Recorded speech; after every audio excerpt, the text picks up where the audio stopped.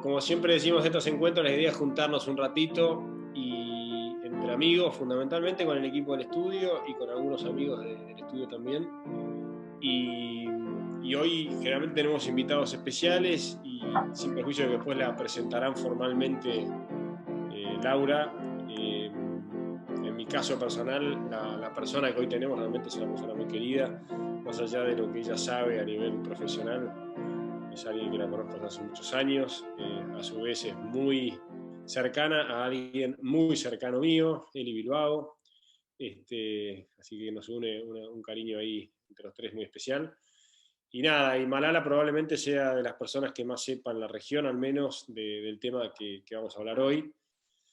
Hemos compartido muchas cosas con Malala también en estos últimos 20 años, así que nada, de mi lado soy muy, muy subjetivo, así que me he propuesto no presentarla, pero antes que la presente Laura, comentarle a todos los que están que la idea es este espacio que tenemos en el estudio, insisto, es en hablar de cosas que no tengan por ahí nada que ver, o a priori pareciera ser que no tengan nada que ver, mientras que voy admitiendo gente, que no tenga nada que ver con la diaria, con el trabajo o con algo muy específico, pero que al final de cuentas siempre tiene mucho que ver con la diaria. En el último encuentro, por ahí recordarán, que tuvimos hace ya un par de meses, nosotros hacemos algunos que tantos encuentros por año, y el último fue justamente con Kristen Bush, recordaron un PhD de LSI y profesor de NYU, que hablamos de, se sigue conectando gente, así que por eso sigo dándole a la charla, que hablamos de Serendipity y Connecting the Dots, y les comento a los que por ahí estuvieron en esa charla, que después de esa charla salieron un montón de cosas. Nos llamaron algunos clientes y algunos amigos que lo habían escuchado por YouTube,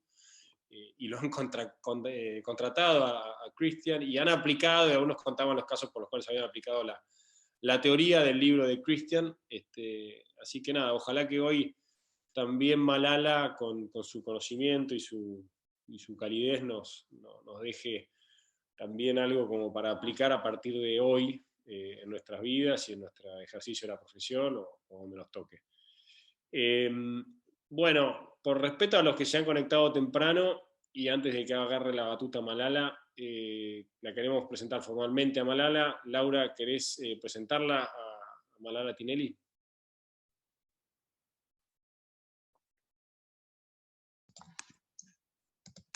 Bueno, buenos días a todos. María Laura, muchas gracias por estar con nosotros. María Laura es directora de Acrus Partners, una firma especializada en inversión de impacto con sede en Argentina y Reino Unido. Cuenta con una vasta experiencia en la estructuración y asesoría de vehículos y oportunidades de inversión sostenible y de impacto. Se destaca, entre otros, en el desarrollo junto a Bitfomin de los lineamientos para el primer fondo de inversión de impacto para el Cono Sur, la estructuración y lanzamiento del primer bono de impacto social de Argentina y la asesoría para el primer bono sostenible alineado a estándares del Banco de Desarrollo Productivo de Bolivia. Además, es miembro del directorio del Global Steering Group on Impact Investment, asesora de Kairos Impacto Legal, miembro del comité asesor de la Red Latinoamericana de Venture Philanthropy y representante de CGDG Impact Standards para el Programa de Naciones Unidas para el Desarrollo para América Latina. Lidera el grupo de trabajo en inversiones de impacto para Argentina y es cofundadora de la Red Latinoamericana de Pago por Resultados y del Latin SIP. Y además es amiga del Estudio Trevisan, así que María Laura, muchísimas gracias por estar con nosotros hoy. Gracias. No, gracias a vos, Laura, por tan completa intro y a Pablo por la invitación. La verdad que siempre es un lujo poder hablar con amigos y también conocer a nuevos amigos e inspirarse. Creo que en este mundo tan acelerado en el que vivimos está bueno darse el espacio para frenar y dar el espacio para este tipo de conversaciones de las que surgen siempre muchas cosas interesantes. Y la idea es que esto sea una conversación. Siempre es más lindo hacerlo en persona, con un café, con unas medialunas, intercambiar, pero lo vamos a hacer formato virtual y esperamos que sea una conversación. O sea que toda pregunta que tengan, todo comentario, todo no, a mí no me parece que eso es así, bienvenido y hacemos de esto una charla más que una presentación estática. Tengo algunos slides que simplemente buscan endulzar la mirada en este formato virtual en el que operamos, así que lo único que necesitaría es que me den permiso para compartir pantalla y ahí la muestro. Pero básicamente la idea de la charla de hoy es poder compartir con ustedes algo del mundo en el que yo me muevo, que como bien dijo Laura, es el mundo de las inversiones de impacto, las empresas de triple impacto y el desarrollo de distintos vehículos de financiamiento que hacen que el capital se pueda alinear detrás de proyectos o compañías o iniciativas que buscan no solo un retorno financiero, sino también generar de manera intencional un impacto positivo en la sociedad o un impacto positivo en el medio ambiente.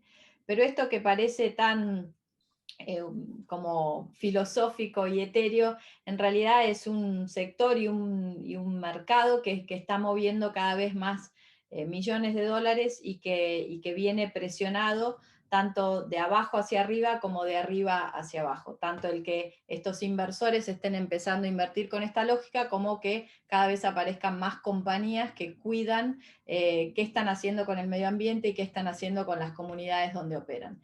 Y quizás la primera foto que nos invita a pensar esto es dónde estamos a nivel planetario, algo que el COVID ha puesto muy de manifiesto. Esta foto yo la miro todos los años, la desarrolla esta ONG que se llama Earth Overshoot Day, y es el día del año en el que ese país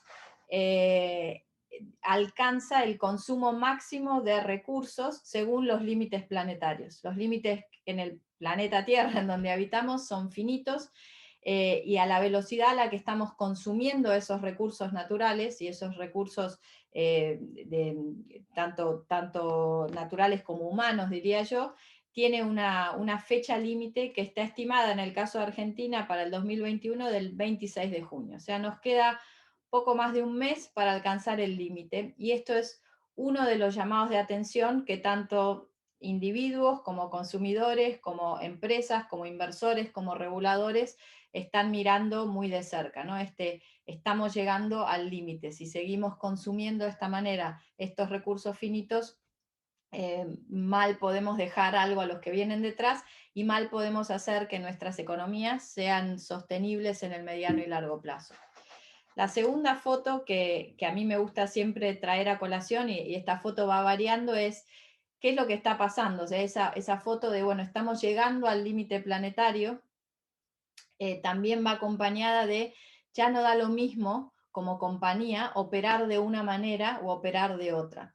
Y estas fotos son, la que tienen abajo es una foto de lo que ocasionó el derrame de petróleo de la compañía petrolera BP, una compañía británica, en el Golfo de México hace unos años, y los daños irreparables que eso causó. También esa foto muestra por detrás, si la diéramos vuelta, la cantidad de cientos de millones de dólares en multa que esa compañía tuvo que pagar a los gobiernos de los países que fueron afectados, y el daño reputacional y en el valor accionario que esa compañía tuvo por no haber cuidado ciertas cuestiones que tenían que ver con la G principalmente. La G es el gobierno corporativo, los balances y contrabalances que tienen que estar adentro de la compañía para que haya, por ejemplo, buenos chequeos de seguridad en las plataformas donde operan, o buena protección para los trabajadores que operan en esa compañía y demás. La segunda foto, Mark Zuckerberg, por primera vez enfrentando a los reguladores y a los gobiernos y al Congreso por el manoseo de datos y la venta de datos personales que Facebook había hecho a Cambridge Analytica, que ocasionó la caída o el traspaso de un gobierno al otro. En el caso de Estados Unidos, el que ganara Trump tuvo que ver en cierta medida con cómo se utilizaron los datos que venían a través de Facebook para empujar como una orientación electoral, y en el caso de Inglaterra, como esos mismos datos a través de Cambridge Analytica los habían utilizado para empujar una decisión pro-Brexit que terminó en el Brexit.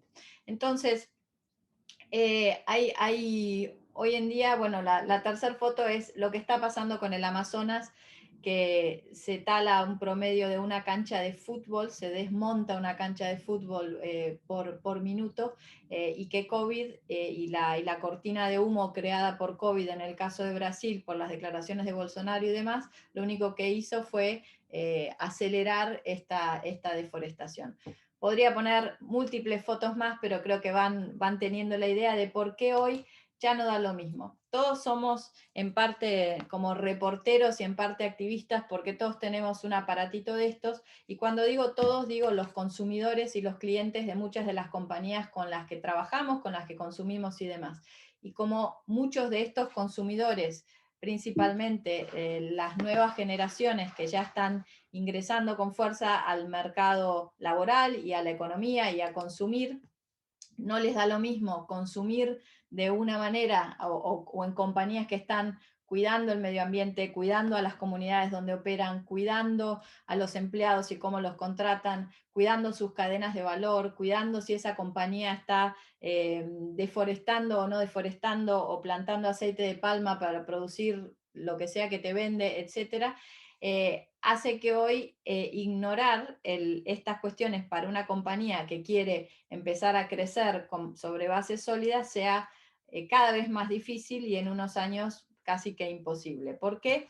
Porque hay mucha presión que viene desde los consumidores, y ahora vamos a ver, también hay mucha presión que viene desde los reguladores y desde las distintas leyes que están como enfocando esta nueva generación o dando lugar a esta nueva generación de compañías. Entonces, por el lado de la presión desde abajo, consumimos y esto se ve muy clarito en mercados quizás más desarrollados, donde uno se puede dar el lujo de ir al supermercado y elegir entre varios productos, dar vuelta a la etiqueta, ver cuántas millas viajó ese producto para llegar hasta ahí, y tener una cierta estabilidad económica que permite elegir entre un producto A y un producto B. Entiendo y sé, y soy argentina, y sé que eso es mucho más difícil en un contexto como el nuestro, como el contexto argentino, pero sé que también este es el camino y esta es la trayectoria en donde en algún momento esto también va a ser una opción en mercados como el argentino o en otros mercados latinoamericanos. Entonces, por un lado viene la presión desde abajo, y por otro lado viene la presión desde arriba, y esto tiene que ver con varios hitos que han ocurrido en el mercado, digamos, en los últimos años. Quizás el más paradigmático y el que más nos acordamos ha sido la caída de Lehman Brothers en el 2008, en cuanto a cómo eso movió ciertas placas tectónicas en lo que hace a regulación sobre el mercado financiero en materia de sostenibilidad de ese mercado financiero, que se tradujo en regulación ASG, ¿no? La regulación ASG es regulación que trabaja sobre cuestiones medioambientales, sociales y de gobierno corporativo, y que ha ido incrementando a lo largo de los años y se ha acelerado notablemente desde la crisis del 2008. Y después lo otro que ha acelerado muchísimo esta presión desde los reguladores y los gobiernos hacia la aparición de distintas metodologías para un poco regular las compañías que son clasificadas como sostenibles o como empresas B, clasificar a los fondos que están operando con un etiquetado de sostenibilidad, o los bonos que están operando con etiquetado de sostenibilidad y demás. Tuvo que ver también con crisis o grandes noticias, como fue, por ejemplo, lo de BP en su momento, como fue lo de Volkswagen, como fue lo de Cambridge Analytica, y lo de varias otras compañías que salieron a la luz por distintas problemáticas, que algunas tenían que ver con cómo esa compañía estaba cuidando el medio ambiente o cómo estaba cuidando cuestiones que tenían que ver con la sociedad donde trabaja o opera, o cuestiones que tenían que ver con cuán transparente era en su gobierno corporativo, como puede ser el caso de Wirecard, que es uno de los últimos que salieron a la luz.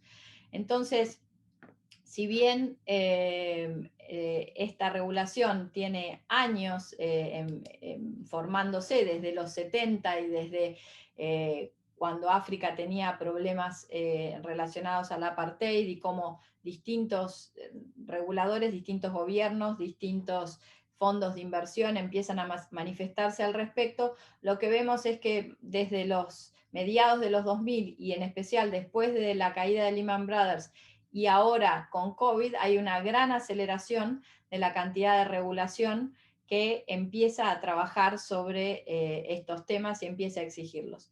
¿Y por qué esto es relevante para la Argentina, ¿no? Argentina no es ajena a este cambio incipiente en la regulación que está pasando sobre cuestiones ASG o sobre este otro nuevo tipo de compañías como que vamos a hablar hoy, ¿no? Las compañías de beneficio e interés colectivo o las empresas B.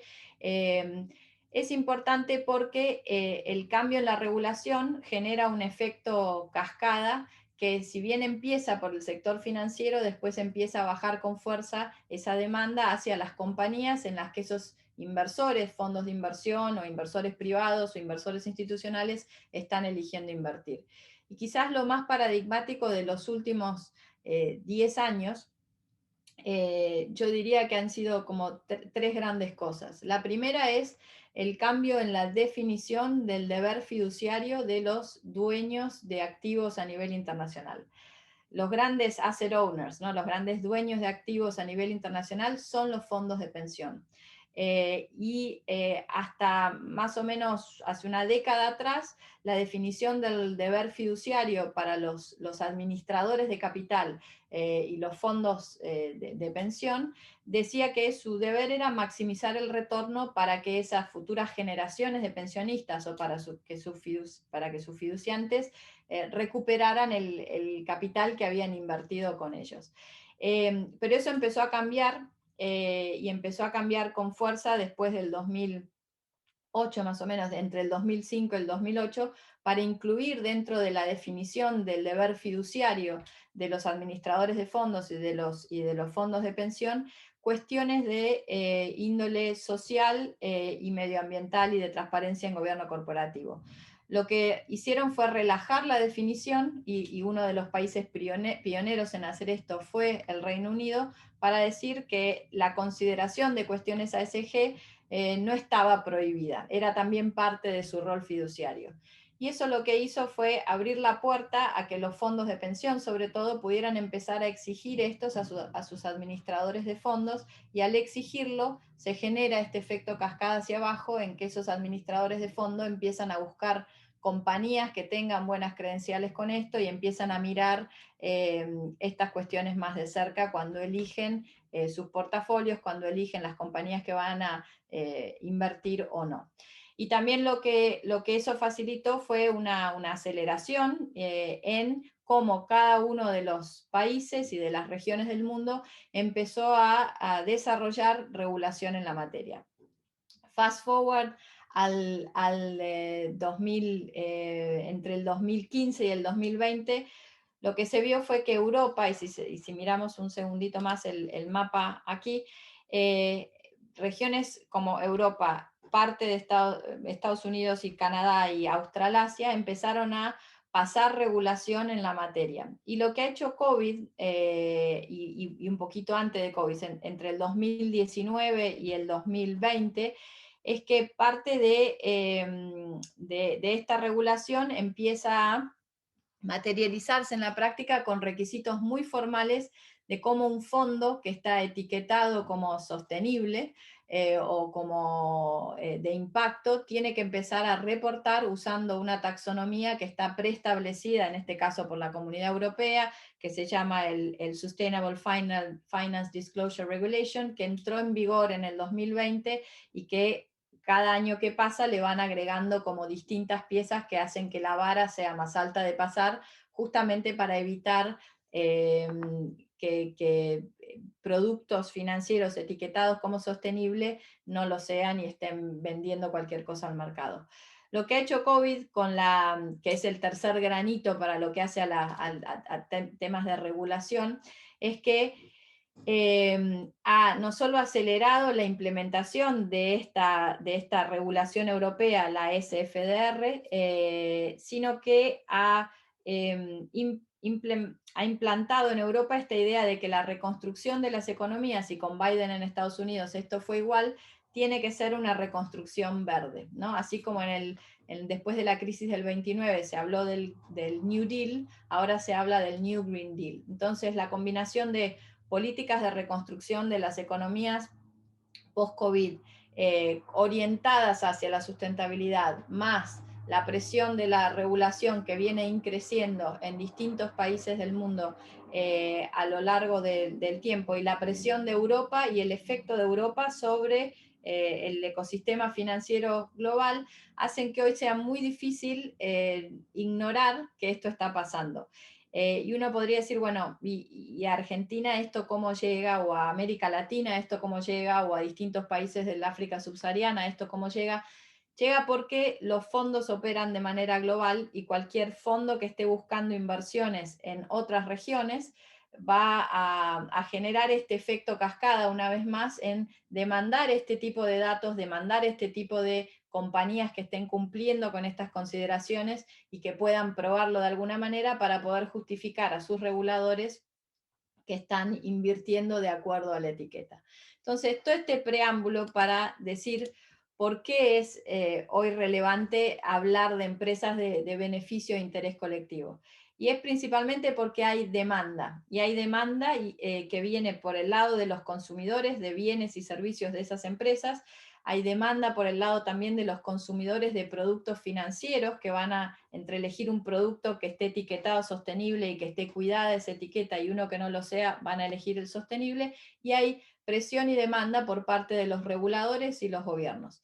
Argentina no fue ajena a esto, no es ajena a esto, y la Comisión Nacional de Valores viene desarrollando una serie de lineamientos y normas desde la anterior administración, y eso no se ha detenido con la nueva administración de gobierno, lo cual es algo muy positivo para nuestro país, que tienen que ver con cómo se regula el etiquetado de ciertos productos como una obligación negociable simple, sustentable, o un fondo común de inversión, o cómo se puede emitir un bono verde o sostenible o social en nuestro país. Entonces, Argentina es parte de esta conversación global y ha dado grandes avances en la materia, que en realidad lo que hacen es poner a disposición normas de juego para que una compañía o un fondo o un inversor puedan empezar a operar con esta lógica.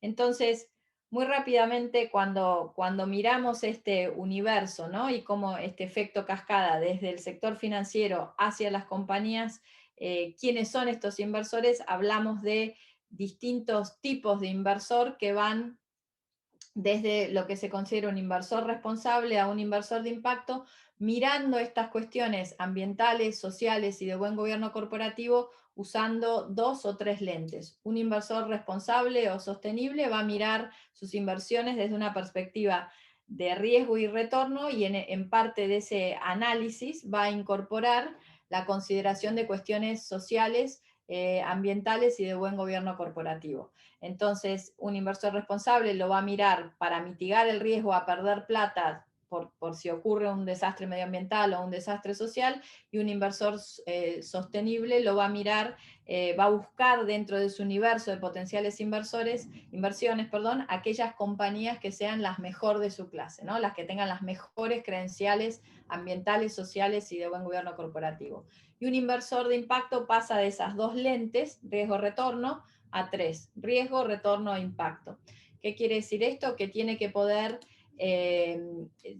demostrar de manera concreta, a través del reporte y la medición, cómo en la búsqueda de esas inversiones intencionalmente está buscando generar un retorno financiero, primero y principal, porque si no estamos hablando de un filántropo, y por otro lado, un retorno social y medioambiental positivo, que tienen que ser medibles y reportables. Y esas son las 3 palabras principales que diferencian a un inversor de impacto de un inversor tradicional o un inversor responsable. Quiere decir, y esas 3 palabras son la intencionalidad, la capacidad de reportar y la capacidad de medir ese impacto. Y esto es importante porque cuando hablamos de empresas de beneficio e interés colectivo, van a ver que, o empresas B, van a ver que esto es uno de los requisitos también que se autoimponen esas empresas que deciden catalogarse a sí mismas como B. Y esas empresas, al salir al mercado a buscar financiamiento, o al salir al mercado a buscar clientes, o al salir al mercado en países o en economías que ya están regulando sobre la materia, están mucho mejor posicionadas para acceder o a inversores o a nuevos clientes y demás. ¿Por qué? Porque están cuidando y mirando con el mismo nivel de escrutinio y con el mismo nivel de seriedad el impacto financiero que quieren tener, o el crecimiento financiero que quieren tener, junto con el impacto social y medioambiental que tiene su operatoria. Entonces, muy rápidamente, para que podamos dimensionar la escala del mercado que hace a este tipo de inversiones, ¿no? En el mundo hoy hay unos 145, 146, este número va variando todos los años, trillones de activos bajo administración, que crecen más o menos a un promedio del 6.2% anual. Y dentro de ese universo coexisten las inversiones responsables, los inversores de impacto y demás. La inversión catalogada como sostenible o de impacto en el último año se ha acelerado tremendamente a raíz de una demanda muy fuerte, por un lado, de inversores en encontrar fondos que estén catalogados como ASG, y a su vez esos fondos se están dando vueltas, saliendo a buscar compañías que estén dando la talla con este tipo de credenciales. Y también ha sido como catapultado porque la mayoría de los fondos que están catalogados como ASG han demostrado no solo sostener la performance financiera durante el 2020, que fue un año muy complicado por lo que estaba haciendo COVID con las economías, sino que también han tenido una performance superior comparado con otros fondos que estaban operando en esos mercados. Entonces, lo que hemos visto en el último año es una gran aceleración de este universo de inversiones sostenibles y de impacto. Y este universo de inversiones sostenibles y de impacto crece más o menos a un ritmo del 17% anual. Pero en América Latina ese crecimiento es mucho más acelerado. Crece a un promedio del 21% anual, y esta es una medición que toma el Global Impact Investment Network, y si miramos los últimos 5 años para atrás, vemos que este ritmo es constante. Y esto lo que nos dice es que América Latina es una de las regiones del mundo que para este tipo de inversores es una de las más atractivas, no solo para inversores internacionales, sino también para inversores locales que están buscando compañías que tengan estas credenciales para poder invertir en estas compañías, en productos financieros que aglutinen a estas compañías, o en fondos de inversión que trabajen con estas compañías. Ahora, ¿cuál es la contracara de eso? Uno de los mayores desafíos que tiene la inversión de impacto a nivel global es la falta de pipeline. ¿Qué quiere decir esto? La falta de compañías que estén mirando y pudiendo demostrar concretamente que están cuidando temas medioambientales, temas sociales y temas de buen gobierno corporativo. Entonces, lo que vemos es que hay hay muchos cientos y miles de millones de dólares disponibles para invertir con esta lógica, y la contracara es que no hay suficientes empresas que estén listas para recibir este tipo de inversiones. Y esto tiene algunas explicaciones, algunas tienen que ver con el nivel de desarrollo de las empresas que nacieron con esta genética de triple impacto, de la cual vamos a hablar un poquito ahora, y por otro lado tiene que ver con que el sector financiero en cierta medida se ayornó más rápido que las empresas a la hora de empezar a adoptar este prisma para desarrollar sus inversiones. Entonces, lo que vemos es que hay muy pocas empresas que realmente han dado ese salto cualitativo, empresas grandes, digo, ¿no? Empresas listadas, hacia convertirse en empresa B, o hacia realmente demostrar con reportes de sustentabilidad bien concretos qué es lo que están haciendo en materia medioambiental y social, pero por otro lado vemos que por lo que comentábamos recién, por la presión de los reguladores y políticas y por la presión de los consumidores, el sector financiero dio ese salto más rápido. América Latina es una de las regiones más interesantes para estos inversores, pero América Latina no es una sola cosa, es una bolsa con múltiples países muy diferentes cada uno. Cuando hablamos de América Latina en términos de interés del apetito de estos inversores, vemos que los países que están atrayendo la gran mayoría de estos fondos que están disponibles con esta lógica son México, Brasil y Colombia.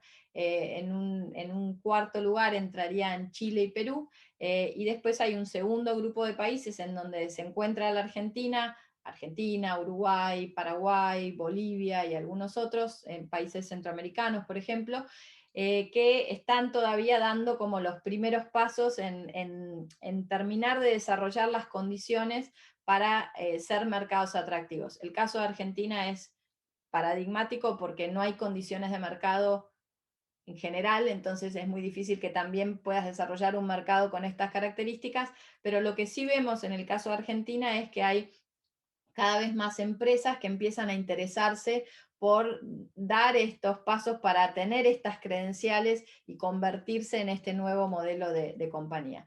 Entonces lo que vemos en la región es mucho movimiento con distintos instrumentos financieros, los bonos temáticos es bastante interesante lo que está pasando en nuestra región en los últimos 5 años. Hay una aceleración en la emisión de estos instrumentos de renta fija, catalogados como sostenibles o sociales o verdes, algunos de montos muy grandes, como fue la última emisión que hizo México en un bono alineado a los Objetivos de Desarrollo Sostenible el año pasado por 890 millones, que estuvo sobresuscripto, y también varios de los bonos corporativos que se han emitido, incluido en nuestro país, como los de Plaza Logística o Vice o Banco Galicia. Entonces, lo que vemos es hay múltiples actores, fondos tanto locales como internacionales operando en la región, mucho interés y apetito de inversores internacionales mirando América Latina, y todavía no tantas compañías que estén listas para recibir esa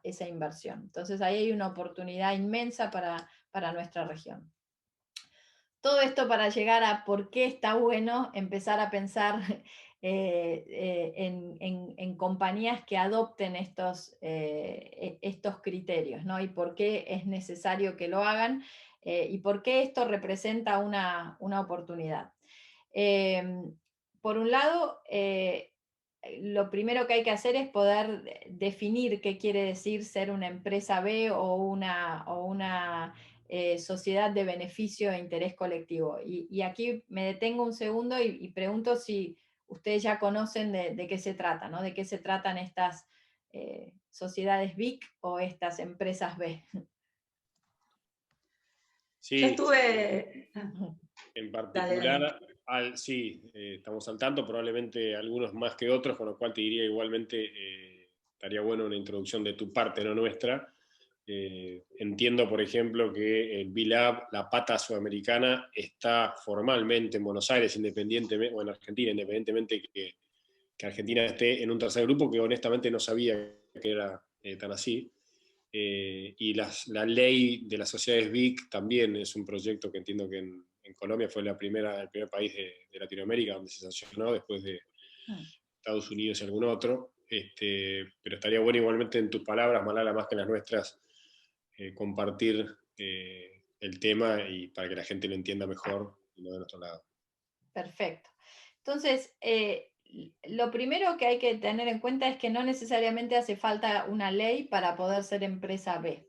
Y la idea de empresa B nace de esta definición de Benefit Corporation, que ya se adoptó en algunos países como Estados Unidos. Empezaron por algunos estados y después como que aceptaron esta nueva clasificación de compañías a nivel país. Canadá lo mismo, Reino Unido y varios otros países. No necesariamente tiene que preexistir una ley que se puede llamar BIC o se puede llamar de otra manera para que puedan existir las empresas B. Aunque hay varios países que están trabajando en desarrollar la ley que sustenta esta nueva generación de empresas, si se quiere. Entonces, las sociedades de beneficio e interés colectivo, como se denominaron en América Latina, es una investidura sobre otras figuras societarias que ya existen, ¿no? No crea un tipo societario nuevo, sino que inviste a una sociedad anónima, una SRL o bueno, distintas formas societarias según el país que se mire, del beneficio e interés colectivo. ¿Qué quiere decir esto? La inviste de este compromiso que es explícito de los fundadores de esa sociedad, de que quieren generar un impacto social positivo y un impacto medioambiental positivo, y esto está en el corazón de su negocio. O sea, no es algo que ocurre dentro de un departamento de responsabilidad social empresaria aparte, sino que está escrito en los estatutos de esa compañía o de esa sociedad. Una empresa B lo que hace es trabajar sobre lo mismo, y uno de los requisitos para ser empresa B es poder modificar esos estatutos de conformación para incluir que esa empresa a priori va a buscar también con sus acciones, con los productos que vende, con cómo trata a sus empleados y demás, el generar este beneficio social o medioambiental, o al menos no generar un impacto negativo sobre sociedad y medio ambiente. Entonces, la primera cosa que hay que tener en cuenta es que no hace falta la ley BIC para ser empresa B, y la Argentina es como un buen ejemplo de eso. La ley BIC tuvo media sanción en diputados en diciembre del 2018, y desde ese momento está dando vueltas en distintos escaños y en distintas discusiones parlamentarias sin llegar todavía a buen puerto, sin haber sido aprobada. Lo mismo en parte pasó en Uruguay, y pasó en Chile también. Hay otros países que ya han pasado regulación en la materia, Ecuador, Colombia, etcétera, pero no es una condición sine qua non. Y de hecho, si uno mira el crecimiento de la cantidad de empresas que se registran como B en los últimos años en la Argentina, el crecimiento ha sido exponencial. Entonces, si bien la ley está en discusión, no hace falta tener la ley para decidir establecerse como empresa B.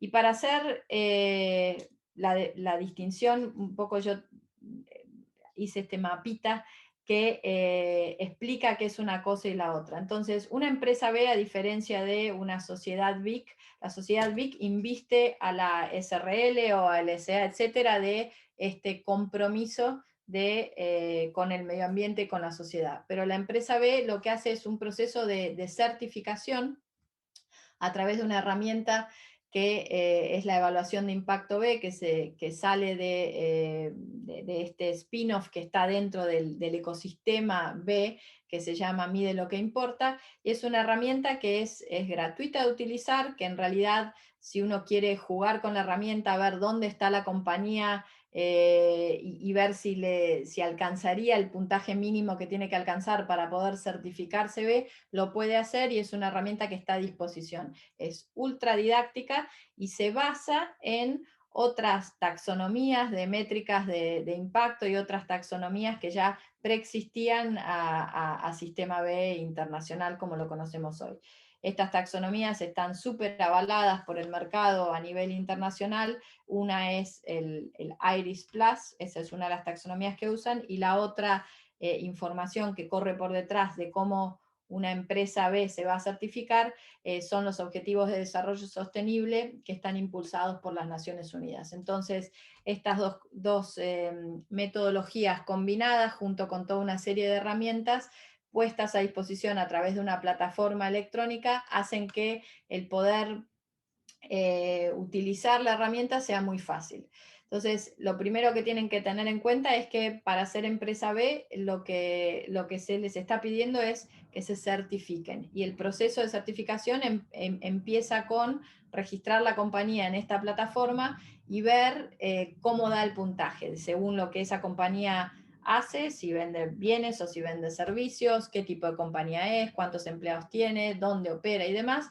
la herramienta va a empezar a mandar las preguntas y anular otras según las respuestas que vayan dando, y eso va a dar un puntaje final, y si ese puntaje es igual o superior a 80 puntos, quiere decir que esa compañía está en posición de poder certificarse como empresa B, que quiere decir que es una empresa que busca ese beneficio sobre planeta, corporación y sociedad. Dentro de los estatutos de conformación de la compañía, cuando una compañía quiere certificarse B, se busca es que esa compañía incorpore dentro de sus estatutos este compromiso. Eso no es algo que se le pide a las compañías que lo hagan de manera inmediata. Las compañías que nacen B ya tienen los estatutos cambiados, y esto es simplemente una oración que se agrega en esos estatutos de conformación que dice que expande el objeto social de y societario de esa compañía para incluir la consideración de estas cuestiones. Y por último, lo que se le pide a una empresa B, que también se le pide a una empresa de beneficio e interés colectivo en los países en donde esa regulación opera, es que pueda ser transparente, que pueda medir y reportar el impacto que está teniendo y cómo va mejorando en la aplicación de mejores prácticas para poder llegar al impacto que se propone tanto en sociedad como en medio ambiente. Entonces, el requisito de transparencia y el requisito de medir y reportar es igual para tanto las sociedades BIC como las empresas B, pero en el caso de las sociedades BIC, quien certifica que ese reporte es adecuado y que esa compañía realmente está haciendo lo que dice en términos medioambientales y sociales, es un organismo público a quien le otorgan la capacidad de certificar, y en el caso de las empresas B es B-Labs, ¿no? Es esta compañía que vive adentro del sistema B, digamos, que de lo que se ocupa es de certificar que el proceso por el cual esa compañía completó la herramienta de certificación B fue hecho de manera apropiada y realmente lo que dice que está haciendo lo hace. Esa certificación, esa auditoría tiene un costo, en el caso de las empresas B, que sube dependiendo del tamaño de la compañía y de la sofisticación de la compañía. Hoy por hoy el sistema de reporte B incluye la consideración y la alineación automática con los objetivos de desarrollo sostenible, y eso es muy interesante para las empresas porque se ha convertido como en el abecedario y en el lenguaje con el que la mayoría de las empresas están comunicando, y los fondos de inversión y los gobiernos, el impacto que tienen sobre sociedad y medio ambiente. Hasta acá con lo del sistema B más o menos vamos, porque esto es lo que el sistema B viene a simplificar, y les quería como traer a colación también por el rol, sobre todo de los abogados, en apoyar a las empresas a transitar este camino, ¿no? Entonces, certificarse a través de sistema B simplifica esta ensalada de distintas herramientas y distintas principios y distintos estándares de mejor práctica que hoy ya son una industria en sí mismos, y que básicamente lo que ofrecen son distintas maneras que tienen distintos actores del sistema financiero por un lado y el sistema corporativo por el otro. Las economías y el sistema financiero en su totalidad tienen para reportar o para adecuarse a estándares de mejor práctica en temas de sustentabilidad. Entonces, toda esta ensalada de logos, y hay muchos más, pero estos son los más reconocidos y que más utiliza el mercado, es muchas veces lo que una empresa, cuando se enfrenta ante la decisión de decir, bueno, ¿me certifico B o no me certifico B? O reporto en sustentabilidad usando el Global Reporting Initiative, o si soy un inversor, reporto directamente a los principios de inversión responsable con el reporte anual, o uso los estándares ODS.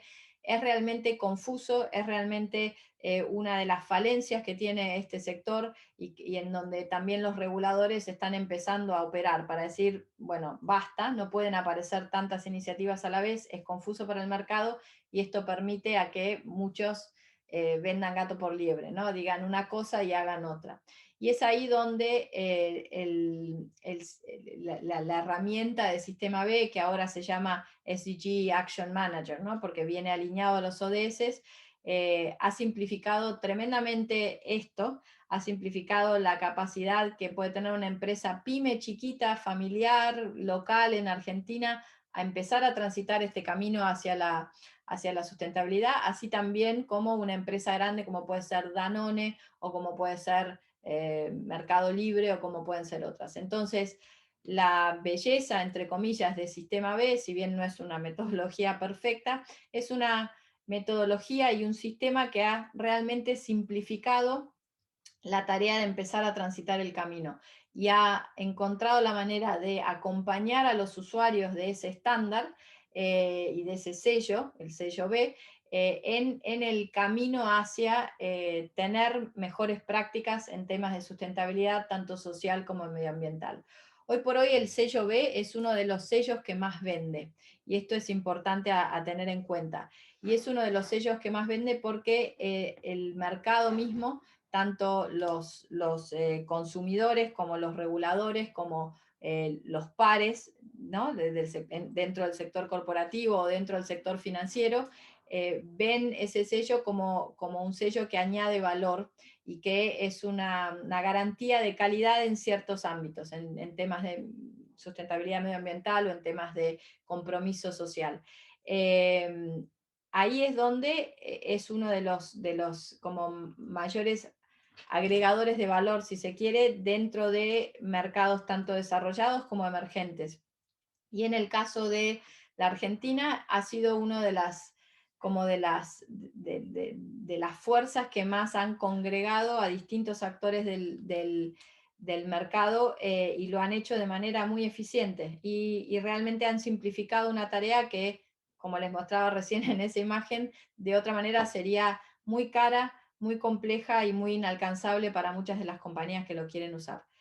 Corto acá y si quieren les cuento qué corre por detrás del sello o qué tienen que certificar si se meten a certificarse, pero prefiero dejar un rato para que podamos conversar. Gracias, Malala. Espectacular, muy claro como siempre. Me vino a la memoria, mayo de 2018 se estaba aprobando la hermosa ley de defensa de la competencia en la Argentina y vos estabas trabajando en un bono de impacto, me acuerdo, con Silvia Rueda y un par de otras personas de la Argentina. Y agarro tu frase, que creo que es muy paradigmática, respecto a que no hace falta una ley para... Creo que en los países como Argentina y algunos que están, hay gente de Chile, hay gente de varios países de Latinoamérica ahora que se fueron sumando, gracias por sumarse a todos, pero digo, creo que en Argentina somos expertos en tener leyes muy lindas, pero que a veces no se ejecutan, con lo cual a veces la ley puede ser interesante o importante, pero no es exactamente la condición necesaria e imprescindible para que haya un cambio. Y mientras que te escucho, creo que de alguna manera esto nos debe interpelar. Me viene Laudato Si a la cabeza, me vienen cosas que no tienen nada que ver con esto, porque tiene mucho que ver, porque creo que requiere de un cambio cultural muy fuerte, tanto a nivel personal, a nivel familiar, a nivel corporativo, sin dudas, para que de alguna manera, entre comillas, abracemos estas cosas, más allá de los beneficios financieros que puedan a veces traer, como vos decías recién, tiene buena marca, está bien, pero también hay todo un trasfondo detrás que es lo que creo que vos ibas diciendo al inicio. Y llevando el agua quizás a mi molino con relación a una especialidad de defensa de la competencia, por ejemplo, está Nicolás Levín de Chile y algunos otros acá escuchando, está un poquito entre comillas de moda hablar justamente de sustentabilidad y si la autoridad de competencia, la ley de competencia debería proteger temas como por ejemplo la sustentabilidad. Sin entrar en esa cuestión, sí comentar que el año pasado, mediados del año pasado, me contactaron del Center for Sustainable Finance de Cambridge, Thomas Verhagen, junto con Simon Holmes, que es un juez del Competition Appeal Tribunal, que estaban muy preocupados, Thomas en particular, porque en el Amazonas justamente estaban teniendo muchos problemas porque los fondos o los bancos no estaban pudiendo financiar el tipo de bonos sustentables o financiación para evitar que sigan deforestando el Amazonas por normas que decían las empresas de defensa de la competencia, porque de alguna manera estaban queriendo tener digamos, proyectos en conjunto para pelear contra la deforestación, y todos los abogados levantaban la mano y decían, ojo, que puedes tener un problema de cartelización en el mercado, bla, bla, bla. Me parece que es un tema que está en la mesa. Como bien dijiste vos, Argentina es paradigmática porque ha avanzado, si querés, de alguna forma pioneramente, no por casualidad el BILAB está acá, pero también por cuestiones propias. Quizás a veces perdemos un poquito el track record de la evolución de las cosas, pero me parece que es una, si bien Argentina va de urgencia en urgencia, creo que hoy en este tema el mundo está urgido de una respuesta inmediata, con lo cual estos espacios, por lo menos del estudio, educarnos con gente como vos que nos enseñe y poder dar una mano desde donde nos toque, bienvenido. Digo todo esto y no digo nada, pero un poco la idea es abrir a comentarios digamos, de la gente. Creo que Claudia tenía ganas de decir algo. Fede Fernández Zavalía levantó la mano. Fede está levantando la mano, eso te iba a decir. Ok, Fede, ¿querés comentar vos? Dale, gracias Pablo, 2 minutos. Primero, María Laura, muchas gracias. Creo que es muy bueno tener esto todos, más allá del país o de las leyes donde estemos como prioridad. Yo puntualmente te quería hacer una pregunta. Yo trabajo en una compañía japonesa que tiene, de algún modo, lograr la neutralidad de carbono el año pasado y un compromiso en el 2040 hacerlo global. Pero un poco pensaba cosas de que este tema, digamos, a nivel global ya está hace tiempo. Me acuerdo en el año 2005 firmaron el protocolo de Kioto muchos países, de lo cual realmente muy pocos lo aplicaron. Me acuerdo de París, ahí veía que las regulaciones en Estados Unidos estaban pintadas de verde, pero es uno de los pocos países que no ha cumplido, no ha asumido compromisos. China es uno de los contaminantes más grandes del planeta y no tiene regulación alguna. Y siempre la iniciativa privada muestra, digamos, estar un paso adelante, ¿no? De lo que son, porque en este caso claramente vos lo planteabas, digamos, desde el sector financiero, que lo vieron como una prioridad. Yo creo que es un razonamiento bastante elemental, porque si no toman acciones ahora, a futuro va a ser nada sustentable absolutamente el mundo, ¿no? Yo te quería preguntar qué incidencia tienen todos estos sellos que mostraste, particularmente el sello B, en cuanto a tener algún tipo de impacto, de influencia sobre gobiernos, porque en definitiva, si no hay, la iniciativa privada es fantástica, pero se queda corta si los países en definitiva terminan haciendo lo que quieren, que es un poco lo que nos viene pasando desde hace años, y un poco escuchar si vos tenés algo para decirnos desde ese lado. Yo creo que hay una...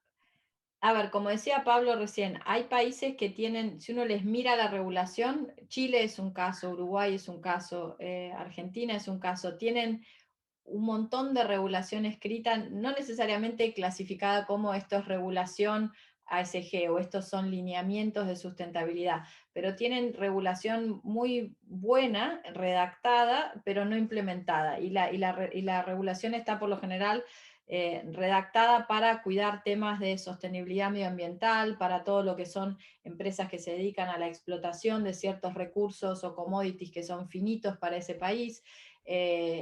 Lo que pasa es que de la norma escrita a la aplicación de esa norma muchas veces hay un desfasaje o no hay un control por parte del gobierno o por parte del regulador de cómo se aplica. Entonces esa es la primera cosa a tener en cuenta. No necesariamente necesitamos más regulación, necesitamos que la ejecuten como se debe. Entonces, eso por un lado. Por el lado de que el sector privado está más avanzado que el regulador o que los gobiernos, en algunos casos sí, en otros no, y en algunos países tiene que ser una combinación de ambas cosas. Vos trajiste a la mesa el tema de Estados Unidos, totalmente cierto, Estados Unidos ha ido para adelante y para atrás con la regulación en términos de sustentabilidad medioambiental. Muchas veces Estados Unidos es un gran firmador de acuerdos internacionales, pero un muy mal ratificador de esos acuerdos, y si no los ratifica no se convierten en ley. entonces saca la foto y después no ratifica.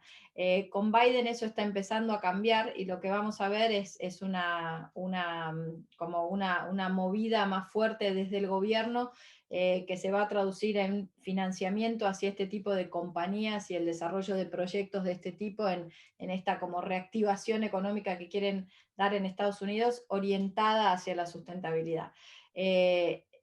¿Quién toma el mando para poder impulsar estos cambios? Perfectamente puede ser el sector privado. Y te pongo un ejemplo concreto. No era el sector privado, pero era un híbrido en el medio, ¿no? Uno de los mayores catalizadores de la adopción de cuestiones ASG a nivel global dentro del sector financiero fue el PRI, fueron los principios para la inversión responsable. Y el PRI es una iniciativa voluntaria a la que los suscriptores de esos principios lo hacen de manera voluntaria. No hay una regulación que diga usted se tiene que suscribir al PRI para poder operar en el mercado financiero tal. Pero ¿qué pasó? Lo mismo que está pasando con el sello B. La presión entre pares es tal que no hace falta que esté regulado. ¿Por qué? Porque si Coca-Cola se suscribe al sello B y Pepsi no lo tiene, Pepsi lo va a querer tener, porque si no tiene, pierde una ventaja de competencia dentro de ese mercado, que es lo mismo que pasó con el PRI. Hoy tiene 3.000 signatarios, arrancaron con 50. 50 de los grandes y 50 de los importantes, y lo que generaron fue un efecto contagio. Hoy tenés reguladores o fondos de inversión soberanos que exigen que te suscribas al PRI porque ya es como tan moneda corriente y porque ya el sector financiero está tan volcado a tomar eso como la norma que se convirtió en una norma de facto. Entonces no necesariamente tiene que ser el regulador el que haga todo, el sector privado tiene un rol a jugar y la mejor arma que tiene el sector privado es mostrar que esto es más competitivo que hacer las cosas como muchos las venían haciendo hasta ahora. Gracias. Gracias, Fede. Fede es un alumni del estudio y un gran amigo, además. Ahí tenía alguna pregunta de Luis Díez Canseco. Luis, no sé si quieres agarrar el micrófono y quizás decir al aire para el caso de Perú, que entiendo tiene una regulación más declarativa desde hace varios años ya. Luis. No tanto como, perdón, puse mal el dato. Buenas, ¿cómo estás? Felicitaciones por la presentación. Efectivamente, el Perú, y puse mal la fecha, 2020.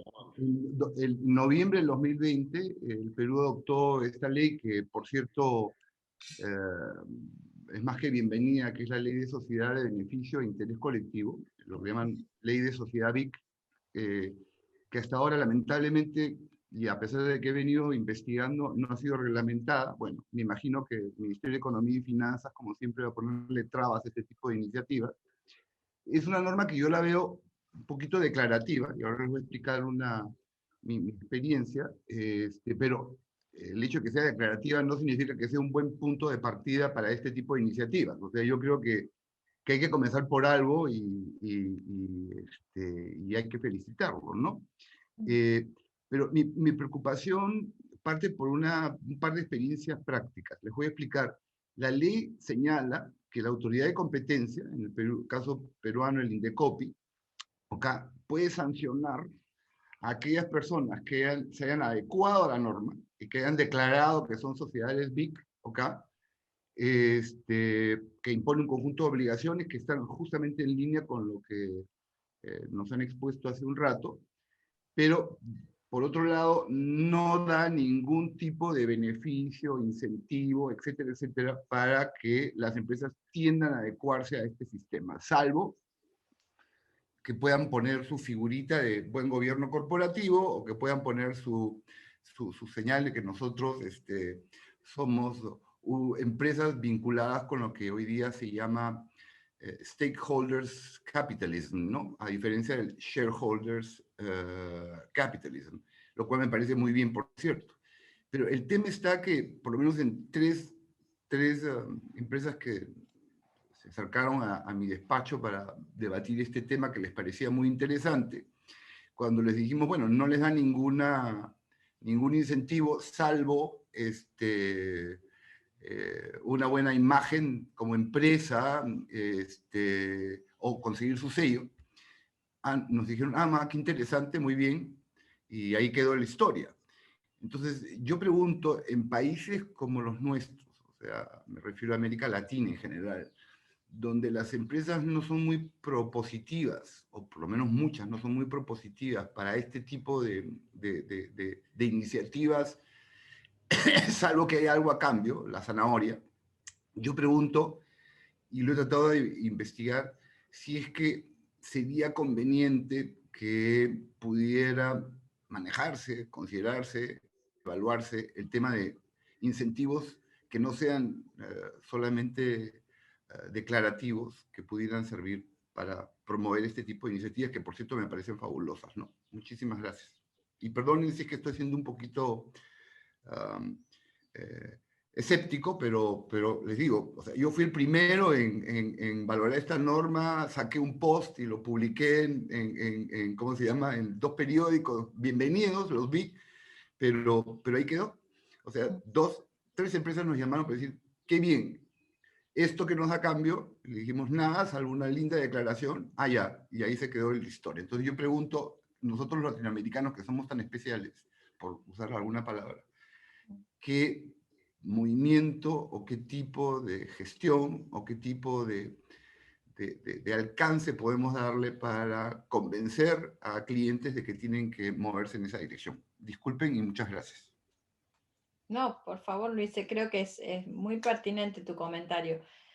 Yo tengo una versión personal, profesional, bien delimitada con esto, que no quiere decir que es la visión de muchos de los que trabajan empujando el desarrollo de las leyes BIC y demás.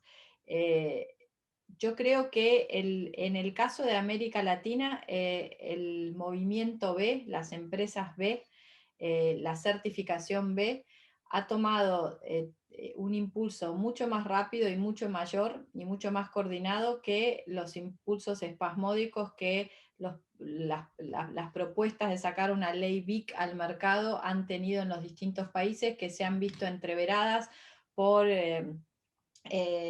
condicionantes políticos, por condicionantes de si tiene que haber un incentivo o no, de cuál va a ser el órgano del Estado que va a regular la certificación, de qué tipo de arreglo por detrás hay con esa certificación y demás. Entonces, en el caso de América Latina está siendo mucho más eficiente para una empresa y mucho más valioso el logo, digamos, el sello, el certificarse B que el certificarse BIC o el investirse de BIC, como es el caso de Perú, como es el caso de Colombia, países en donde esto está a disposición. Y en otros países directamente ha quedado cajoneado en los pasillos del Congreso o de distintas cámaras y no ha logrado ver la luz todavía. Entonces, la primera cosa es que hay que aconsejar a una compañía es que para qué lo quiere, ¿no? Entonces, ¿para qué quiere la certificación? ¿Cuál es el objetivo?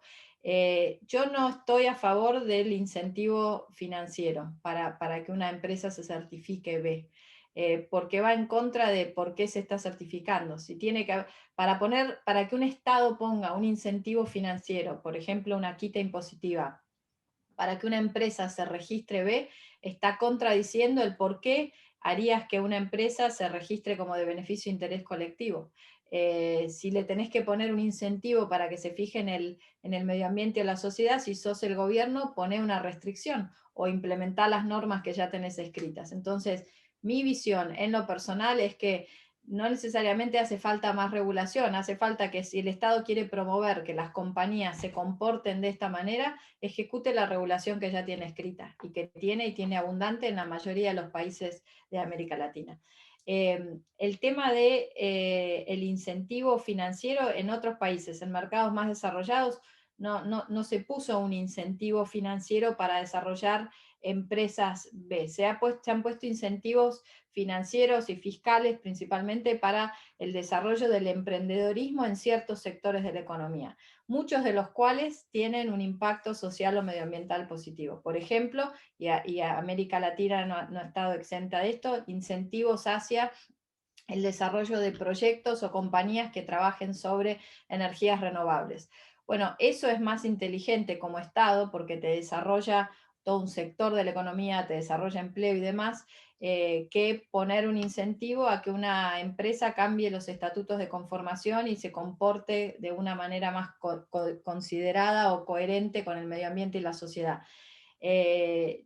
Yo creo que hoy por hoy el mejor consejo que le pueden dar a sus clientes es, entre las dos opciones, o si no tienen la opción de una ley BIC que lo ampare en el país donde operan, es suscríbanse a la certificación B, jueguen con la herramienta gratuitamente al principio, fíjense cómo les da el resultado, y si el sello vende, digamos, en el buen sentido, y les sirve para sus contrapartes, ya sean clientes, reguladores y demás, adelante, inversores. Lo que sí atraen este tipo de compañías no estamos hablando acá de una emprendedor que recién arranca y se certifica B, estamos hablando de una compañía más grande que quizás está listada en bolsa o que está buscando inversores privados y demás, es que ayuda a explicar una parte de la historia de lo que esa compañía hace y cómo lo hace, de manera sintética y de manera muy clara y muy transparente para ese interlocutor. Entonces, en eso ayuda, en términos comunicacionales, en términos de reputación y en términos de cómo explica esta parte de la historia de la compañía, ayuda a dar estas conversaciones o a vender un producto, ¿no? Si me permites, es exactamente lo que les he dicho, ¿no? O sea, es un tema reputacional. Hoy en día les explicaba, y justamente en línea con lo que tú has manifestado, que hoy en día la gente joven, sobre todo, tiende a valorar este tipo de cosas. O sea, que es una oportunidad de darle valor agregado al tipo de producto que tú vendes, ¿no? Pero en fin, vamos a ver, seguiremos en esta brega, por lo menos personal, y yo creo que deberíamos de, en la medida de lo posible, aquellos que creamos en este tipo de iniciativas, pues trabajarlas de manera conjunta, ¿no? Claro, el problema está, como les decía, la norma pone una sanción, o sea, quien no cumpla con esta autoimposición, te puedo sancionar por publicidad engañosa. Entonces, esa es una cosa que me puso un poco nervioso y le puso nervioso a los clientes, pero sigamos, ¿no? Yo pienso que tenemos un nicho más que en las grandes empresas, algunas sí lo tienen, ¿no? Pero yo creo que en las medianas empresas creo que hay una oportunidad de valor agregado a los productos. Muchas gracias y disculpa mi intervención. Gracias, Luis, y gracias, Manala, por la respuesta. Estamos en tiempo, vamos a dar un par de minutos más porque hay un caso interesante acá en el auditorio. Hay varias manos levantadas, una de ellas el doctor Trevisan. Vamos a tomar unos minutitos más, pero nosotros tratamos de hacerlo cortito y para que la gente después no huya y diga, uy, los Trevisan son largueros. Pero acá en la audiencia tenemos, además de mi padre, que está levantando la mano, y Laura, hay un caso muy paradigmático, que yo lo presento como un fotógrafo de National Geographic, que por ahí no sé si es la presentación específica, pero que además fue un abogado muy exitoso en el mercado, fue director de legales de alguna que otra empresa, formó parte de un estudio muy grande, quizás el estudio más grande de la Argentina, de Marval.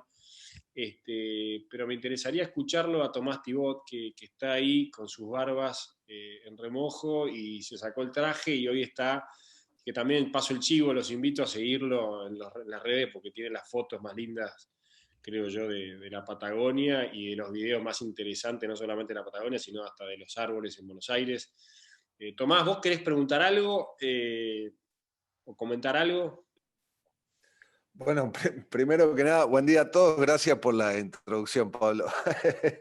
No estoy acostumbrado a que me presenten de esa manera, pero básicamente quería plantear lo siguiente, porque me pareció muy interesante la conversación de María Laura, pero me llevó a pensar a esas épocas en las que trabajábamos 10, 15 años atrás en temas de compliance, ¿no? Cuando aparecía el compliance en el mundo y en la Argentina también, y en ese momento nos planteábamos si era necesario hacer una certificación, si era necesario tener algún logo o algún sello, y veo que está pasando lo mismo en este sentido, ¿no? Yo, en primer lugar, soy, digamos, crítico de los sellos y de las certificaciones, ¿no? Porque me parece que se genera un negocio detrás de ese sello y pierde entonces el sentido final de lo que queremos plantear.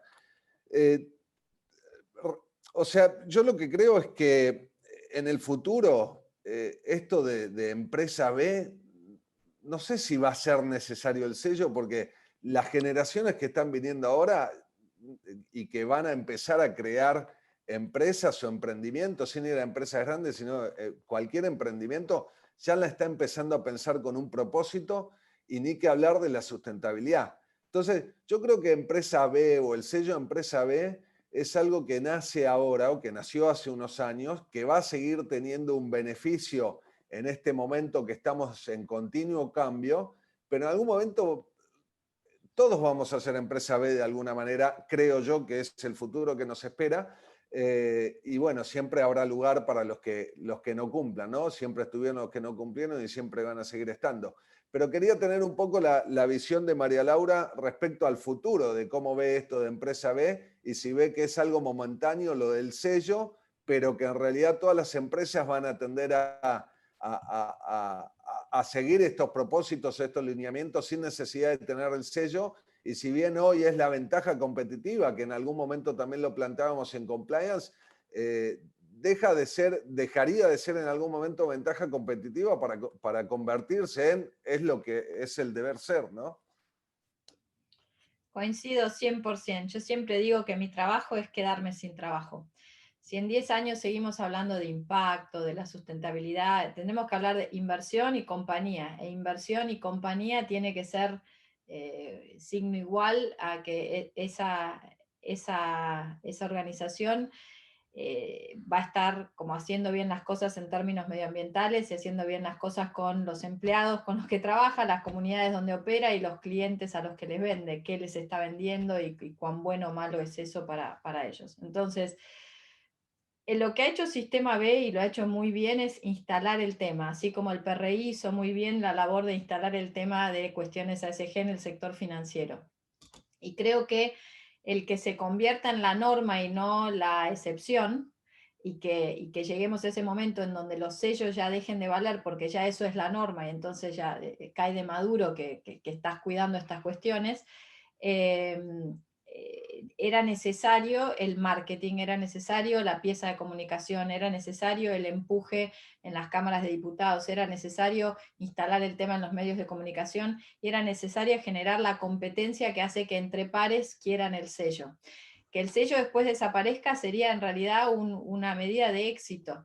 Y ojalá Sistema B tenga esto imbuido dentro de su lógica de cómo fue conformada la organización. Yo me acuerdo cuando empecé a trabajar, yo vengo del mundo del desarrollo, y una de las primeras cosas que me enseñaron cuando entré a trabajar a una gran agencia de desarrollo británica en su momento me dijeron, tu trabajo es quedarte sin trabajo, nuestro trabajo es que esto que hacemos no lo tengamos que hacer más, porque trabajábamos en reducción de pobreza y demás. Entonces, ese debiera ser el objetivo. Y coincido en que las nuevas generaciones, podés hablar, yo hablo mucho con emprendedores sustentables y demás, o se catalogan a sí mismos así, o emprendedores simplemente, que tienen hoy entre 20 y 30 años, y a ninguno se le ocurre hacer una compañía que no mire esto.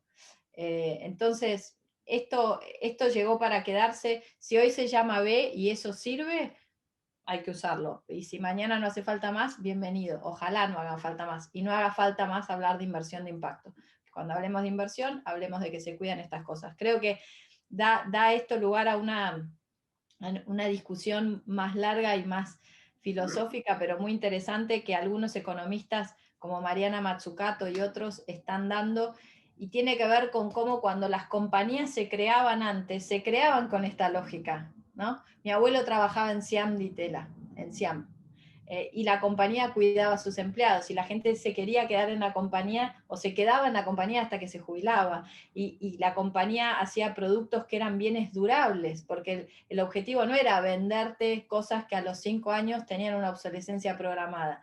Bueno, eso en el medio, cuando las compañías, pasó a ser más lucrativo que las compañías le dieran a la timba financiera más que producir productos y bienes durables, servicios que ayudaran a la gente, tener a la gente contenta y que se quedara por toda la vida trabajando en esa empresa, esa concepción de por qué haces una empresa, de por qué llevas una compañía adelante y cómo la construís, desapareció. Entonces tenemos que ahora volver a, che, esto está bueno, ser B quiere decir que cuidas esto, que cuidas esto, que cuidas esto, y ojalá desaparezca, Tomás, coincido. ¿Puedo cerrar, Pablo, un segundito con esto para redondear esta idea entonces de María Laura? Que sin importar que hoy exista ley o no exista ley, lo importante es seguir con este modelo de negocio, por decirlo de alguna manera, y cuando un cliente venga a consultarnos por qué hacerlo de esta o cual manera, es porque si no lo haces de esta manera vas a quedar afuera, y es lo que el mundo nos está llevando a hacer, sin importar si está la ley o no. O sea, teniendo hoy el sello, siendo los primeros, y lo vuelvo a relacionar con compliance, podés tener una reputación mejor de marca y ganar ventaja competitiva hoy, pero en el futuro no va a ser necesario. Exacto, y es más fácil comunicar. Con un sellito comunicaste un montón de cosas. Y el sellito tiene sus problemas. Para mí tiene un conflicto inherente a que el que te da la certificación es el mismo al que le pagás. Entonces ahí tenés un conflicto de interés. Igual que compliance. Sí, connecting the dots, y yendo a la última charla que tuvimos con Christian Busch, me acuerdo con Tomás, me invitó a una charla en IDEA, la fecha exacta fue el 27 de junio del 2018, y me acuerdo perfectamente porque al día siguiente tuvimos un caso muy importante en la comisión, y en la presentación que me acuerdo que dábamos, unas tantas cosas que decía era, estábamos promoviendo la reforma de la Ley de Defensa de la Competencia, y cosas similares a las que dijo Malala, estamos promoviendo una ley para quedarnos sin trabajo, porque la idea era tener una autoridad independiente, etc. Pasaron 3 años, esa ley se sancionó un mes antes de esa charla, y todavía esa nueva autoridad no está, con lo cual podemos tener muy lindas leyes, pero me parece que es una cuestión de cambios culturales profundos, y no va tanto por la letra de la ley. Laura, vos tenías algún comentario, creo, antes de darle la palabra al doctor Trevisan Senior, que creo que tiene que ver, y te dio el punto o el pie recién Tomás y Malala, ¿no? Bueno, pero era muy puntual, era por el tema de pagos por resultado, Malala. Primero, gracias por toda la charla, pero quería consultarte esto, pagos por resultados en qué industrias, en temas de salud, ¿cómo lo están viendo ustedes? Me parece súper interesante ese punto. Sí, el tema de pago por resultados es los mal llamados bonos de impacto social, los BIS en el mundo. La Argentina tiene su primer ejemplo con la ciudad de Buenos Aires. Es una manera de contratar que pueden tener los gobiernos, una forma de procurement, digamos, o puede ser hecho desde el sector privado, ¿no? Pueden ser esos pagadores por resultados, pueden ser las mismas fundaciones que tradicionalmente donan plata a diferentes causas, educación, salud, empleo, etc. Lo que estos contratos hacen es mover la lógica de una contratación por servicios, que es por lo general lo que los estados hacen. El gobierno contrata servicios, es uno de los mayores contratadores de servicios para distintas problemáticas que le atañen. Puede ser brindar servicios de salud, brindar servicios de capacitación para el empleo, brindar servicios de educación en primera infancia, etc. Y lo que hace acá es, en vez de pagar por el servicio, paga por el resultado que quiere ver que ocurra. Si un gobierno está trabajando en temas de empleo, no quiere personas sentadas en una silla yendo a una capacitación. Lo que quiere es que esa persona entre al empleo y permanezca en el empleo. Entonces paga solo cuando la persona entró al empleo y lo sostuvo 4 meses, 12 meses, 6 meses, lo que sea que establezca. Ahora, para cubrir el gap entre que el Estado firma ese contrato, se alcanza el resultado y repaga, muchas veces las organizaciones que están implementando en terreno necesitan aire financiero, y ese aire financiero lo dan inversores que están motivados por este impacto que quieren ver, y si los resultados se alcanzan, ese pagador, el Estado, le repaga al inversor el capital que puso más una prima por el riesgo que asumió. Y esta es una manera que es más eficiente de trabajar problemáticas sociales a escala, incorporar el músculo, digamos, del sector privado en coinvertir con el Estado en la solución a estos problemas, ¿no? Y en donde el privado y el Estado empiezan a trabajar juntos de otra manera, no desde una visión de proveer servicios nada más, sino de aliarse en la resolución de estas problemáticas. No se usa para infraestructura, no es un instrumento de renta fija, ni se emite, es una forma de contratación y de procurement. Gracias. Gracias, Malala, gracias, Laura. Héctor Trevisan creo que tenía algún comentario para hacer. Te estoy desmuteando, está silenciado. Ahora sí, ¿no? Sí. Lo que quería hacer como punto importante es agradecer a María Laura esta conversación que ha tenido tan bien armada y tan precisa. Por otro lado, creo que en este momento en que estamos todos afligidos por un montón de problemas que hay, no solamente en la Argentina, sino en el mundo, de otro carácter, escuchar este tipo de aproximaciones a una realidad mucho más interesante de la que estamos viviendo todos los días es realmente alentador. Que haya empresas que puedan tener la reputación por ser empresas B y que buscar este tipo de temas y ponerlos sobre la mesa es realmente muy interesante y agradezco muchísimo, María Laura, la presentación que has hecho. Creo realmente que más allá de la reputación de las empresas y del mundo ideal que surge a través de eso, que sin duda hay que ponerlo sobre la marcha, más allá de la certificación y más allá de los sellos, algún incentivo fiscal, como hay tantos para tantas cosas que se aplican en la Argentina, por lo menos incentivos fiscales para cualquiera, creo que se justificaría plenamente la intervención estatal en el buen sentido y no en el que normalmente hace, para darle un incentivo a estos proyectos que son sin duda extraordinarios. Muchísimas gracias por la presentación y eso es lo que quería decirte. Muchas gracias, Héctor. La verdad, un gusto poder conversar. Y lo podemos hacer en otras oportunidades también, cuando quieran, a mí me encantaría. Yo antes de cerrar quería hacerte una pregunta más, sobre todo pensando en los pequeños emprendedores, ¿no? En estos chicos jóvenes que vos decías que te han contactado entre 20 y 30 años, que vienen por ahí al estudio a decir, bueno, armame una empresa, una SA, una SAS, demás. Vos ves que esto, digamos, más allá del incentivo fiscal que hoy no lo tenemos, y como dice Héctor, bueno, podría ser algo bueno. ¿Vos ves que estos fondos de inversión por ahí tienen una mirada en estas pequeñas empresas chiquititas que se pueden ir armando y que tengan obviamente además de este impacto en nuestra comunidad, que tengan por ahí esa ayuda financiera que a veces al pequeño emprendedor le vendría muy bien? Sí, hubieron muchos programas de gobierno y los hay en América Latina. Uruguay es quizás paradigmático, Chile también, para lo que es el apoyo con Capital Semilla, que viene principalmente de fuentes públicas o multilaterales, y el privado, ¿no? Lo que son las aceleradoras o los fondos de capital emprendedor o las aceleradoras los atajan en un estadio siguiente, ¿no? Entonces, hay varios programas, o los hubo en la anterior administración, se invirtió muchísimo capital en emprendedores que tienen esta lógica, ¿no? Entonces, a nivel nacional hay varios programas, el gobierno actual también continúa con estos programas de apoyo al emprendedor, muchos de los cuales tienen este requisito de sustentabilidad para poder acceder a esos fondos. Hay programas que son de corte nacional, que los lidera el Ministerio de Producción, que tienen una página bastante nutrida con todos los programas que tienen a disposición, y hay otros que son de corte provincial. Las provincias más activas en nuestro país son Mendoza, Córdoba, Río Negro, San Juan, que están invirtiendo en este tipo de empresas chiquitas que tienen esta impronta o esta categorización. San Juan es bastante, ha sido muy proactiva y dan créditos subsidiados a una tasa subsidiada a pymes que empiecen a incorporar estas cuestiones.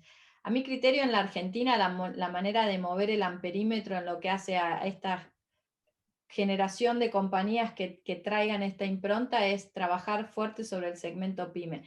Las compañías más grandes en la Argentina ya entienden de qué se habla cuando se habla de sustentabilidad, ya están empezando a hacer algo al respecto o ya lo hicieron, ¿no? Desde el Mercado Libre hasta otras. Las compañías pymes es a las que más le cuesta, porque los emprendedores están atendidos y y vienen muchos ya con esta impronta, pero el segmento pyme es al que más se tiene que ayudar, y es además el motor de la economía en cuanto a la generación de empleo y demás, con lo cual si cambiamos y si imbuimos al segmento pyme de esto, realmente estamos generando un cambio para bien en cómo funciona la economía de nuestro país. Gracias. Bueno, Malala, por respeto a todos, dijimos que íbamos a ser breves. La verdad que espectacular. Personalmente creo que podríamos hablar horas y horas. Ya lo hemos hecho y lo podemos seguir haciendo en el futuro también. Es un gusto enorme haber tenido tanta gente de la región, amigos de alguna manera o de otra del estudio o de cada uno de nosotros. Hemos respetado el ambiente, lo que queremos en estas charlas, que es enriquecernos entre todos y compartir, digamos, conocimiento o experiencias de cosas que creo que están en la mesa, y nuestro granito de arena es volver a ponernos sobre la mesa, volver a pensar un ratito sobre este tema, que creo que es uno de los tantos temas que tenemos que tener en mente todos hoy en día al momento de laburar y al momento de vivir la vida, digamos. Así que desde ese punto de vista, desde el estudio te doy 1000 gracias una vez más y ojalá volvamos a vernos pronto y sigamos esta conversación. Ahí lo veo a Mauricio Velandia, que se acaba de sumar, evidentemente puso mal la alarma, desde Colombia, pero bueno, a los que no pudieron escuchar todo, la charla fue grabada, salvo que alguno no quisiera, la idea es subirla y compartirla un poquito con algunos, para que la puedan escuchar aquellos que no la escucharon del todo. Pero bueno, esto es una conversación, esto ha sido simplemente una parte de esa conversación, Malala, así que sigamos la conversación y nada, si querés cerrar muy breve para el respeto de todos, como digo, pero de vuelta, 1000 gracias por sumarte. No, simplemente agradecerle. Gracias, Pablo, porque sos un gran gestor de estas charlas de calidad, de estas conversaciones de calidad, y un deseo, que la próxima sea en persona. Ojalá, ojalá. Bueno, gracias, Malala, de vuelta, y gracias a todos. Gracias. Hasta luego. Gracias. Muchas gracias. Muchas gracias.